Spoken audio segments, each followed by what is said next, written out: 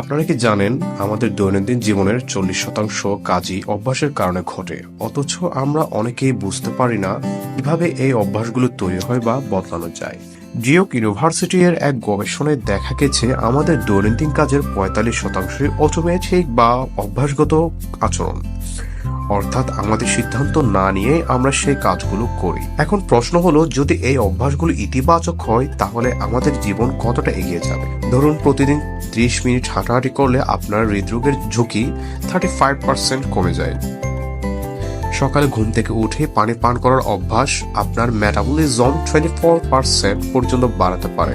How to build a good habit practical steps. নতুন অভ্যাস তৈরি করতে কি করবেন? 1. কিউ বা সংকেত। একটি নির্দিষ্ট সংকেত সেট করুন, যেমন মোবাইলের অ্যালার্ম সেট করা। 2. রুটিন বা চর্চা, প্রতিদিন সেটি করুন। 3. রেওয়ার্ড বা পুরস্কার, নিজেকে পুরস্কার দিন। ধরুন, সকালে উঠে পানি পান করার সংকেত হলো মোবাইলের অ্যালার্ম, পানি পান করা হলো চর্চা, এবং পুরস্কার হতে পারে নিজেকে ভালো লাগার অনুভূতি দেয়া। প্রথমে ছোট পদক্ষেপ নিন, যেমন প্রতিদিন 5 মিনিট যোগ ব্যায়াম করুন। গবেষণা দেখাচ্ছে নিয়মিত অভ্যাস গড়ে তুললে মস্তিষ্কে নতুন নিউরাল পথ তৈরি হয়। উদাহরণস্বরূপ, একজন ব্যক্তি যিনি দিনে 10 পৃষ্ঠা বই পড়েন, বছরে 3650 পৃষ্ঠার বই পড়ে ফেলেন। এটি কেবল শুরু, নিয়মিত অনুশীলন আপনাকে সাফল্যের পথে নিয়ে যাবে।